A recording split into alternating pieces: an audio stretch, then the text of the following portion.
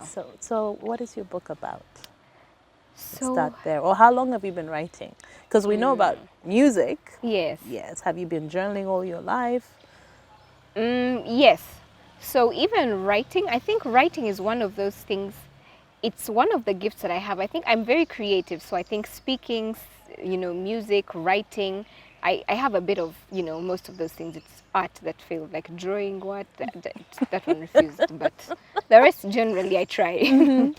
And so, I've been writing from the time I was a child. Like the one thing I know is that I was almost always the top of my class in English from the time I was a child, especially when it came to composition writing, write a story, write an essay, things like that. But many times when you're good at something, you don't realize you're good at something because you think it's normal. Yeah. It's normal to you. So for me, it was normal to write. And I remember in S4 when we were doing our UNEB exams, and so, we'd all maybe study together, or you'd find people, trying to cram something before the exam or whatever. And I remember seeing people, reading through their English textbooks, trying to study English. And I was so confused. I was like, is this a thing? Because in my life, I've never, ever picked up an English textbook to study, ever. Yeah. And yet it was a thing. People actually did, but I didn't know that because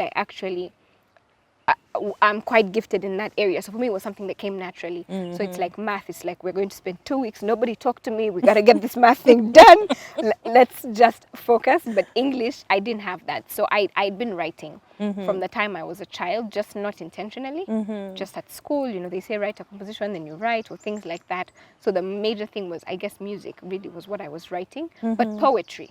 Because my music, people I guess have different ways of writing music, but for me, my music is poetry. Yes. Is that and poetry, like I want the words to rhyme, and I want things like that. So for me, that was it. So I liked poetry, and I liked writing stories. So that was what my writing journey was like. Then I started a blog eventually. Okay. In 2016. I started blogging, and I was doing it consistently every day for a while. Then I sort of slipped out of it, and then I do every once in a while when I remember. And then I took a while, and I just sort of I think because you had started vlogging instead, Yes, because of your YouTube channel. That's actually it, because once I started the YouTube channel, then the blog went out the window. It's like I forgot that there Because was you were a expressing blog. yourself, but now it's spoken. Yes, Still. and for me, I prefer to speak than to write. So for me, writing for a long time was really just a channel for me to express myself to myself. Like I'd write notes on my phone, or I'd journal sometimes. It's mostly when I was dealing with sad emotions. Happiness, it was easy for me to express, but I would really keep things to myself when I'm angry with someone, when I'm upset about something. I naturally don't like confrontation. Okay. So you avoid So those conversations. And so I write the thing. I'll be like, Crystal, you made me so angry. I didn't like that you did this. Never say it to you. Oh, no. Write it in my journal. And then, but for me, it was my way of dealing, but like half dealing, because it's that, okay, I've written and I've actually released and I've forgiven you in my heart, but you don't know that you've done something. So you do it again tomorrow, then I'll get angry again, then I'll go and write again. Like that's really what writing was for me. It's just come and talk about your problems, cool off, and then go back to the world. Yeah, so that's really what writing was for me. I didn't really know what I wanted to do with my writing, which journey I wanted to take. But at the back of my mind, I still somehow also always knew that I wanted to be an author. I was like, I want to write, but I didn't know what exactly I would want to write about or where I would want to start, even in terms of, is it going to be like fiction novels? And are they going to be like big, thick ones? Like, you're going to write The Lion, The Witch and the Wardrobe kind of things, the Narnia series, thick like that, Harry Potter, blah, blah, blah, like fantasy. Or is it just going to be, I don't know, fictional stories about, I don't know, this little girl, she did this, or, maybe a romance. I didn't know what I wanted to write about, but I knew that I wanted to be an author.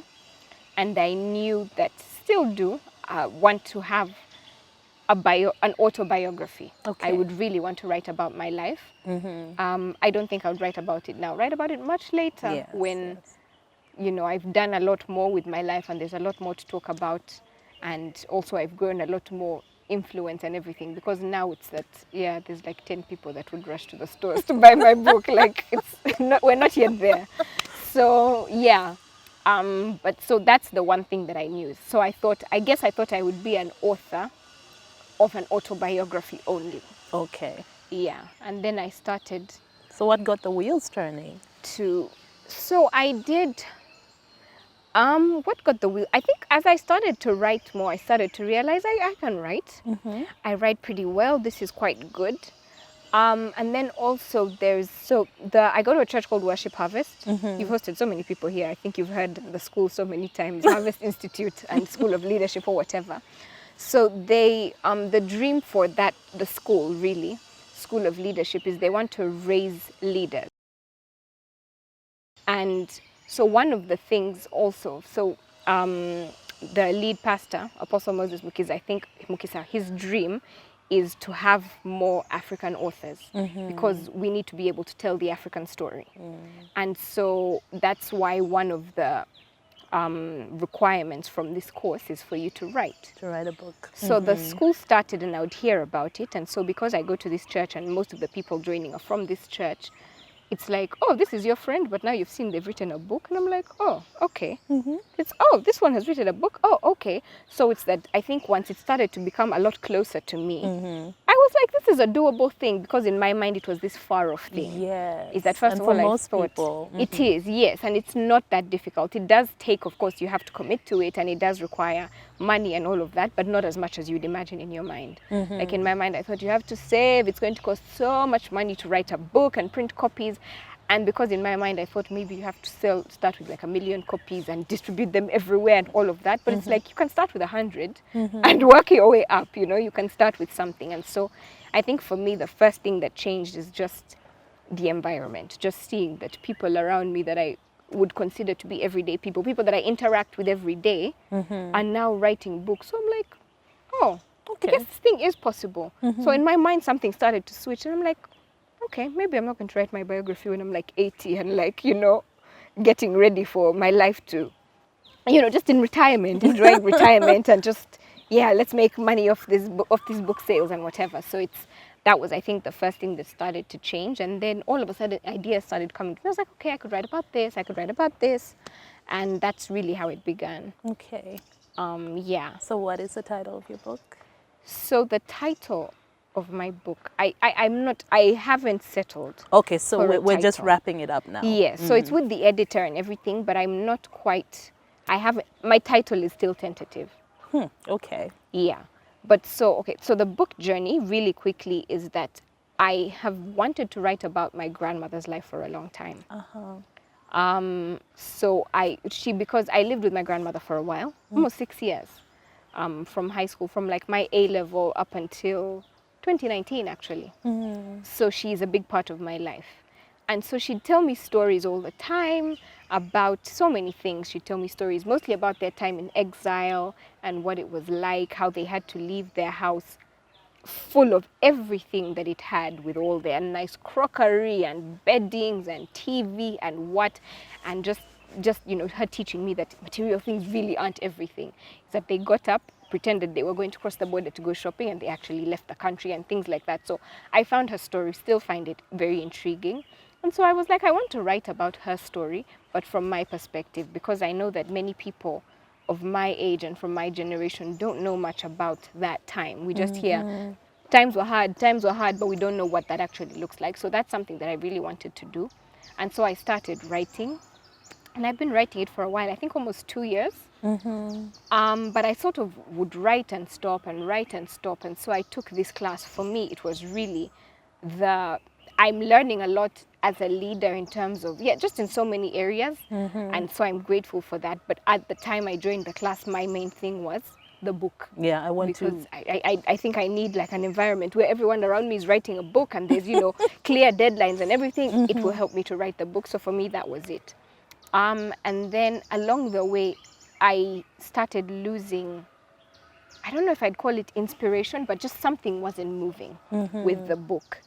And I also wasn't seeing my grandmother as much. Then we went into a lockdown, all these things happened. So reached a point where for 2 months or 3 months I was struggling. And in my mind I was thinking, maybe I change the book, maybe I keep it, maybe I do this. What do I do? And I was stuck, and so I just refused to write for 3 months. I was just like, it's not moving. I don't know what to do. It's whatever. And then I had a conversation with a friend of mine who is an author already. She completed the course last year.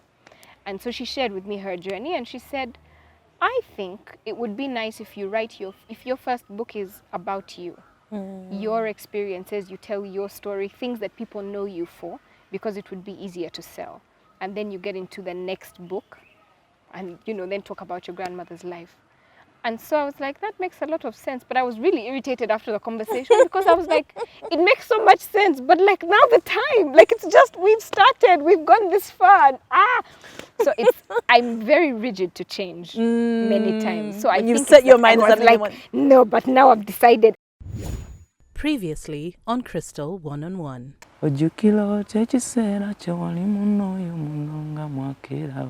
People go to shows to perform for visibility, for recognition, for you want to be paid all the time because that's where you started. That's not very good. I know that you're working on some new material. You're in the studio. I'm working on an album that I don't intend to put out very, very, very soon. And one of the things I'm getting is you're very protective about your privacy as well. I mean, you're a father now, you have and 2 boys. It's very important. If you fail to discipline your child, you are throwing away that responsibility out to the world that is so uncaring.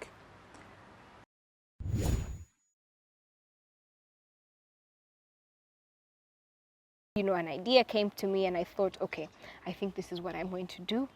I got an idea for a book, and it's the moment I opened my mind and said, okay, let's consider this thing, then the idea came to me. Then I started to get, the stories and sort of flow a little bit, and I was like, I think this is working. Okay. I think I'll do this. And so I sat down and I did it. And so I actually wrote the book in 2 months. Under 2 months, actually. Because everything now had lined up and you were like... because the things had lined up. The right but also space for pressure you. Because there was a deadline to hand in your first draft. Oh. So I was like, I don't have much time. I need to get this thing done. But yeah, so I did. So in under 2 months, I had to figure it out, sit down, write. And so I had a target every day. I think there was a point I was doing like 1,000 words every day. Wow. And I'd sit down, write 1,000 words. Some days I didn't quite hit it. Some days I went a little over. But I was like determined. I was like, I need to get this thing done. And so they had given us a deadline, and my deadline was before the deadline because I was like, I want time to think and breathe. And I want to be able to go over the book and not so that I'm not in a place where I'm also handing in just for handing in, because for me it wasn't. Because there are some people who are sort of doing it as an assignment. But for me, I didn't want it to be an assignment because that was the reason that I joined. I knew that for me. Okay. So I had to sort of also put myself under a bit more pressure, but it worked. So for me, my book is about my journey. So the tentative title of the book is Finding Jesus. That might change because typically he finds us.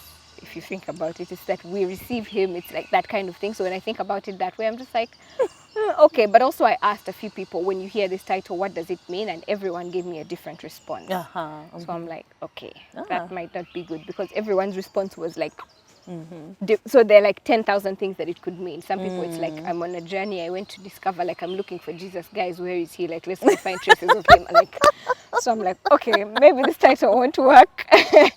Might not be the best. But so for me, it's my journey of what it meant to actually find and understand what the love of God is. Because I sort of, I grew up hearing, God, Jesus, and all of that. But there are many things that I struggled with and many things that I dealt with because I didn't fully understand who he was. And so once I learned and understood and started to pursue relationship with Jesus, many things changed for me. And so I'm sharing, bits of my life and bits of my story to show people and teach people that, like this is for me this is what my experience is.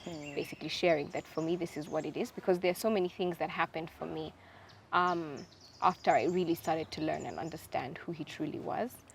And teaching people that he's the only one that really ever can change us from the inside. I think we try so much to work hard and change certain habits and things about ourselves. And for me, from my experience, what I've seen and discovered is that it's so much easier when you have him, because he's sort of like, it's just so much easier. Yeah, that's what I'll say. It also sounds like the last few years have been a journey of self-discovery. Yes. For you, and self-awareness, because I don't know how many of my guests, we keep talking about self-awareness, understanding who you are. Yes. And just for you to say, I'm very creative, I'm really good at this and I'm really good at that. There are people who struggle, Yes. who are brilliant at what they do, but they can't even say, I am gifted in this, or I am gifted in that. And it's important to recognize that, because then it helps you to use it better and channel your energies in the right place and everything. So for me, the last few years have been of self-discovery, and so I talk about that in the book as well, is that some of the things that I've learned, finding, the journey to finding my purpose. I'm not quite there yet, but at least I have a clearer direction in terms of the things that I want to do, where I want to go, and all of that. So that's just sort of what the book talks about. It's really the last few years of my life. Okay, so Yeah. when can we expect it as we wrap up? Oh, it's time already. Yes, I know. I made it to one-on-one without tears, guys. Well, we're not quite done. Let's see. Yeah. So for me, when will it be ready? Before this year ends, for sure. Okay. I think by October. Okay. Yeah. If I can even get it done by end of September, that would be good. But by October. So currently the manuscript is with my editor. It's being edited, and I'm expecting to actually have it out this week. Okay. To have like her final comments. Maybe if there's things I need to change, then I'll change that and whatever. But I think I should have like the final draft done by this week. How do you feel? Are you excited? Are you also nervous about sharing? Yeah, I think it will start to catch me when I really see the book physically. Like, I think in my mind, I'm still like chasing deadlines and chasing targets. So I haven't stopped to actually think about the fact that I'm actually going to be an author. I'm like, okay, this is actually for real. It's happening. Yeah. But I have a really huge feeling that it's going to hit me so hard when I like hold the book. Or it might even maybe when I receive like the full manuscript and everything. But because so far everything, like I finished my part now, like the real proper final touches are going to come in. Yes. And then I think that's when it's going to like hit me, and I'm going to be like, oh my gosh, this is for real. Now, you know what I find interesting, what you said, that you're quite rigid when you set your mind to something, but then also when someone really just steps back and looks at all the different things you've done, you've actually been willing to try and do this and try and do that and to actualize the things that you say. Yes. Which I think is quite amazing, because people normally play it safe and you're like, oh, I'll try this, and it got complicated, then I tried that and got a bit difficult, then I put this on pause. So right now, it's the book. It sounds like that's mostly your focus. Yes. Your YouTube channel? Yeah, so my YouTube channel, That's randomly Marlie, or just yes, Marlie? now it's just Marlie. It was randomly Marlie in the beginning, because also I had so many ideas for it. But now I have figured out my focus area. So the name currently is Marlie. I might change it to something more clear in terms of what the channel's about. But I've got an idea of the kind of things that I'd like to do with my channel and like the direction for it. So now I'm going to resume content and be more consistent from a place of one specific area, as opposed to being all over the place. So your journey is one of discovery and taking all these leaps. Yes. Yeah. Taking leaps. So far. Self-discovery. You've still got a long way to go. There's so yeah. much more that you want to do. Yeah. Trying things, failing things, doing things, just, That's what it's been, really. Okay. So what would you say, from what you've learned, what would you say to other creatives or people who have those crippling fears? What would you say based on your experience? I would say the first thing is it's important to have people in your corner, people around you, the people you surround yourself with. Because for me, it's not that the people I was surrounding myself with before were like extremely bad, terrible, blah, blah, blah, whatever.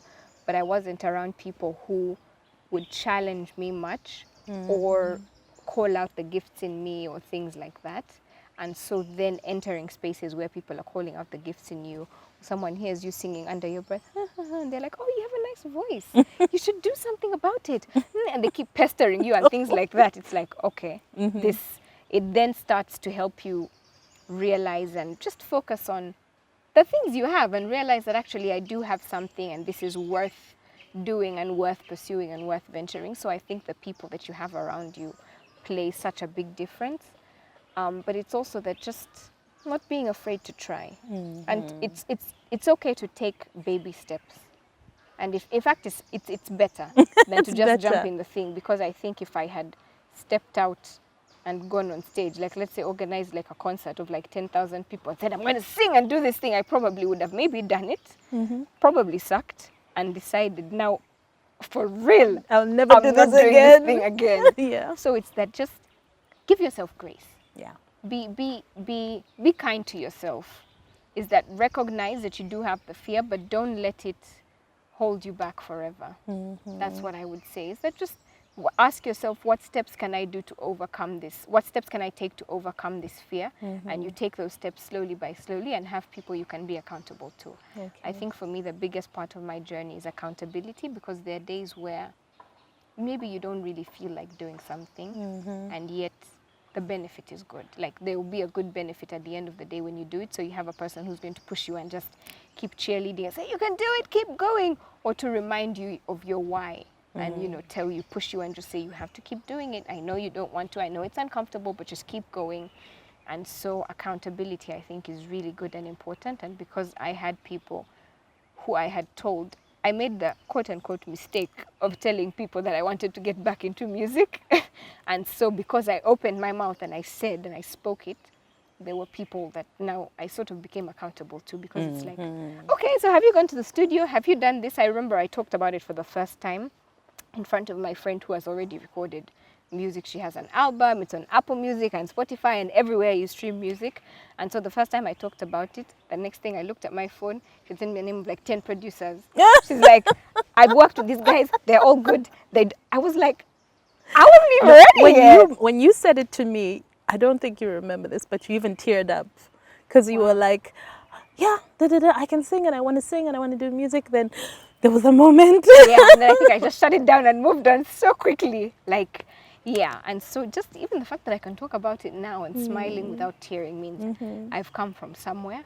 Haven't quite made it to the end, but baby steps. So it's just be kind to yourself, have grace and accountability, and take things one step at a time. It's easier to achieve a goal when you have smaller steps to look at, and I think for me that's also something that I've learned. I'm still learning, but I think I'm such a big dreamer, so I come up with all these big dreams in my mind and then I get stuck.